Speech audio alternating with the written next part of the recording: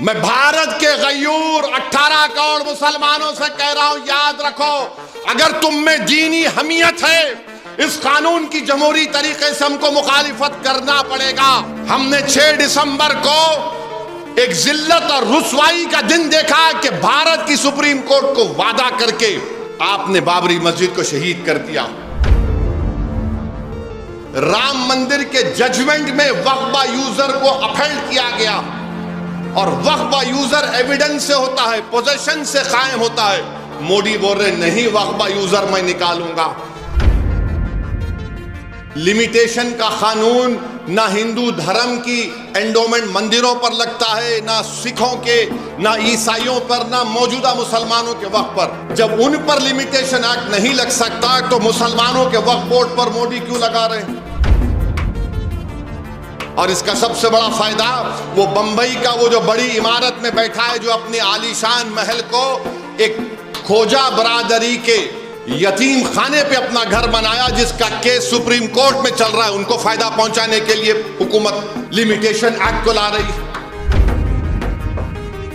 मोदी जी बोल रहे नहीं, मैं फजीलतुल शेख हूं, मैं अल्लामा हूं, मेरे को इल्म आता है इस्लाम का। कैसे आता है? क्योंकि मैं एयरपोर्ट को भाग के जाके खतर के तमीमी को लपटा, या हबीबी, या हबीबी। मोदी जी आपको या हबीबी से मोहब्बत है, मियां भाई से क्यों नहीं है बताओ? मोदी जी आप अपनी डिग्री दिखाने के लिए इतना डरते हैं। मेरा वक्फ यूजर आप छीन रहे हैं, अपनी डिग्री को भारत की जनता के सामने नहीं रख रहे। अरे कैसे फकीर आप हैं? आप तो बोलते हैं ना, मैं तो फकीर हूं, झोला लेके चले जाऊंगा, तो डिग्री दे के चले जाओ। दिल्ली के मुगलाई जायकों के दीवाने हैं तो फिर गोश्ताना आइए। शानदार इंटीरियर, आरामदेह मजलिस और खूबसूरत समा के साथ, जहां हर डिश में बसी है दिल्ली के खास खानों की रूहानी महक, जायका जो दिल को छू जाए। Address Jamia Nagar, hotel river view, ठोकर नंबर 3, अबुल फजल इनक्लेव। वक्फ बिल का मामला हुकूमत ने उसको पास किया, कैबिनेट में अब नया बिल लाएंगे।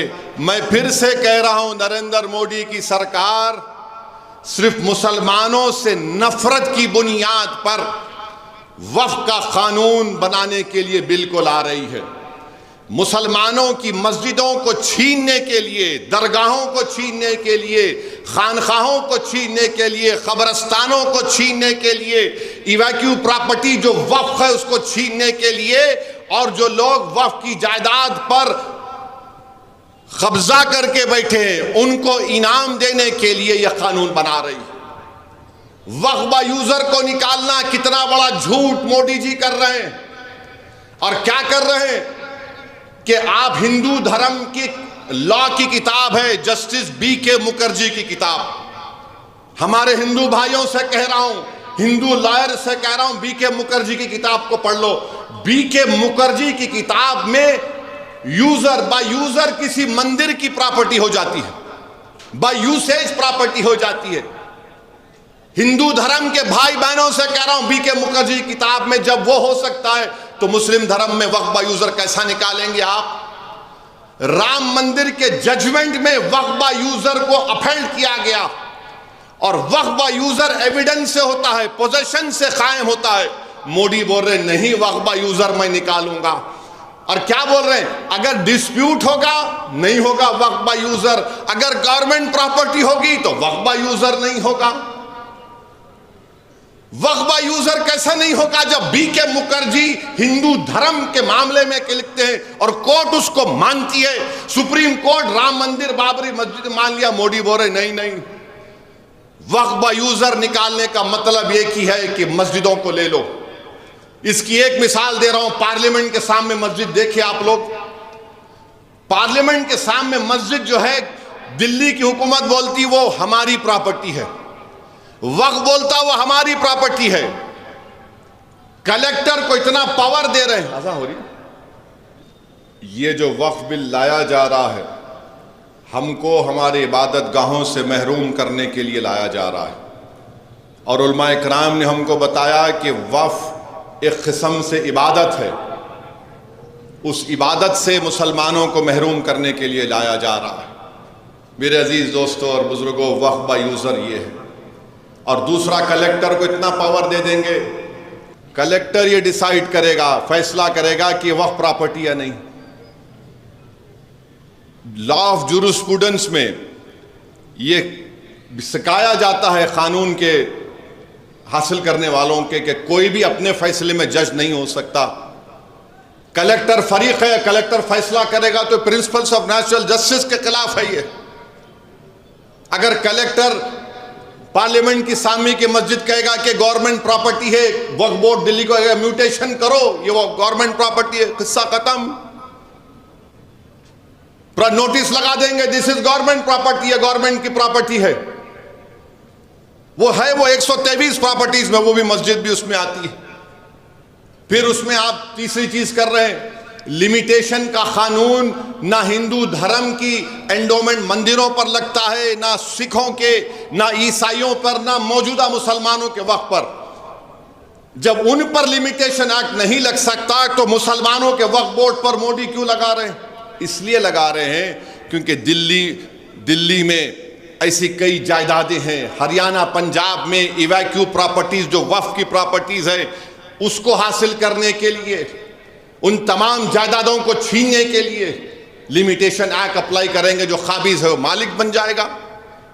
और इसका सबसे बड़ा फायदा वो बंबई का वो जो बड़ी इमारत में बैठा है, जो अपने आलीशान महल को एक खोजा बरादरी के यतीम खाने पे अपना घर बनाया, जिसका केस सुप्रीम कोर्ट में चल रहा है, उनको फायदा पहुंचाने के लिए हुकूमत लिमिटेशन एक्ट को ला रही। हिंदू धर्म के एंडोमेंट बोर्ड में, सिखों के गुरुद्वारा में, ईसाइयों के मजहबी बोर्ड में कोई भी उनके मजहब का नहीं मानने वाला उस बोर्ड का मेंबर नहीं बन सकता।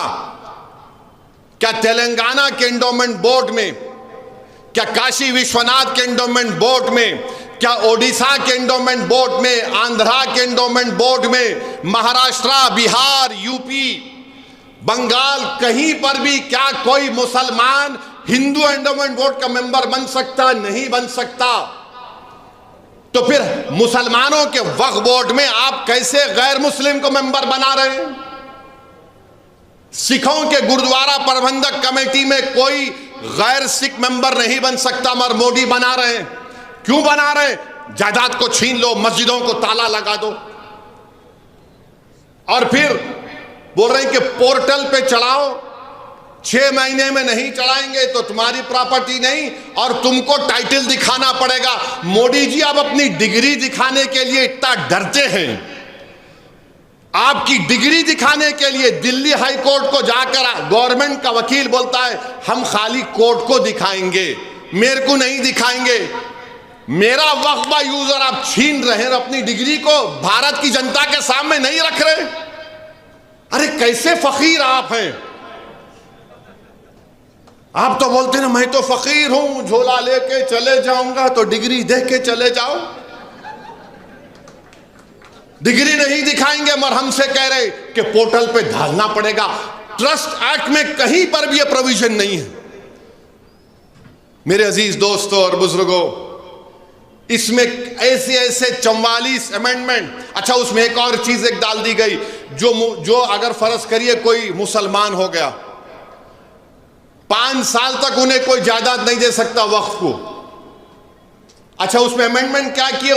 उन्हें डेमोन्स्ट्रेट करना, उन्हें मजाहरा करना, दिखाना। कैसा दिखाना? उन्हें दाढ़ी छोड़ना।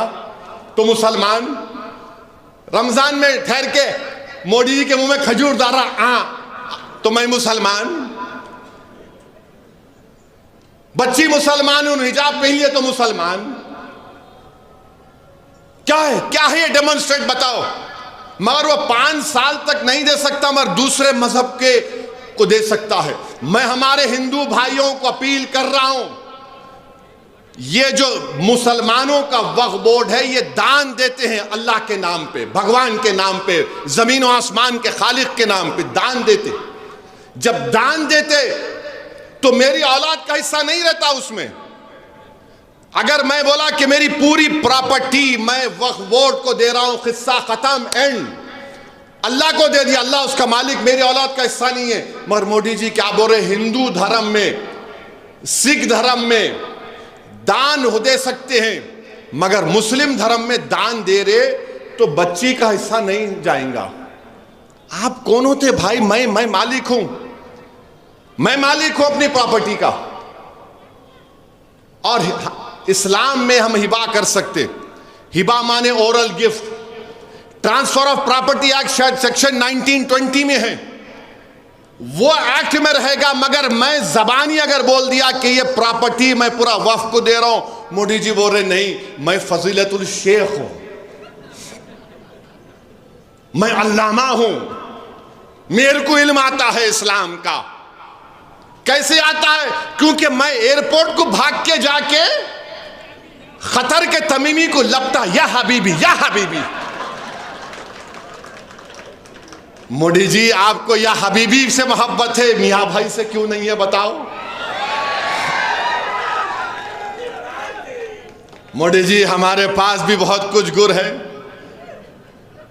खतर के अमीर आए, एयरपोर्ट चले गए, आप मिले, मगर हमारे से मोहब्बत नहीं है मियां भाइयों से। आपको क्यों छीनना चाह रहे वक्त प्रॉपर्टी? आप ट्रांसफर ऑफ प्रॉपर्टी एक्ट में हिबा हो सकता, मगर जबानी तोहफा मैं दे रहा हूं अल्लाह के नाम पे नहीं हो सकता। ये क्या बकवास है, बेवकूफी है, नफरत है, ये नफरत है ये।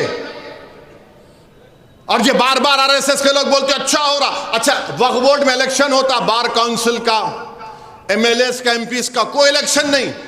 जमहूरियत से क्यों नफरत है आपको मोदी? नहीं, नॉमिनेशन करेंगे, किसको नॉमिनेट करेंगे? बकवास किस्म के लोगों को। और वक्फ बोर्ड में और सेंट्रल वक्फ काउंसिल में हुकूमत अगर चाहेगी तो सबसे ज्यादा गैर मुस्लिम को मेंबर बनाएगी। क्यों बनाएगी? क्योंकि वक्फ एक्ट में प्रोविजन है 5 साल के लिए डायरेक्ट मैनेजमेंट में लेना। कोई जायदाद को हुकूमत बोलेगी अपने लोगों से 5 साल के लिए डायरेक्ट मैनेजमेंट खत्म, जो चाहे कर लो। पहले वक्फ बोर्ड में बहुत कमजोरियां हैं, काबिज है। अच्छा, सजा क्या थी? अब आज अगर कोई वक्फ की जायदाद को चोरी से बेचा तो 2 साल की सजा। नरेंद्र मोदी बोले प्यारे नहीं, तू चोर है मगर तेरे को खाली 6 महीने की सजा और बेलेबल। कहां मुसलमानों के मफाद में है बताओ ये आप? राइट टू इक्वालिटी कहां गया फिर? बताइए, वक्फ को यह कानून बनाना, मुसलमानों को बर्बाद करना, अपनी सिर्फ आप नाम के मुसलमान रहना। मैं भारत के गयूर 18 करोड़ मुसलमानों से कह रहा हूं, याद रखो, अगर तुम में दीनी हमियत है, इस कानून की जमहूरी तरीके से हमको मुखालिफत करना पड़ेगा। हमने 6 दिसंबर को एक जिल्लत और रुसवाई का दिन देखा कि भारत की सुप्रीम कोर्ट को वादा करके आपने बाबरी मस्जिद को शहीद कर दिया। अब यह कानून के जरिए दरगाहों को, आप नहीं देखा कि हाजी मलंग की दरगाह में उरस हो रहा है, अंदर घुस गए लोग। मैं पुकार कर कह रहा हूं, और हमारे मुखालिफिन बेचारे चेपीदी का शेरवा है। कुछ तो भी फेसबुक पे आके नहीं, इन्हों जज्बाती बात कर रहे, तुम्हारे अब्बा वफ करे थे कोई। मेरे भाई, इस कानून की मुखालिफत करना है दुआओं से भी और अमली जद्दोजहद से भी, जमहूरी तरीके से।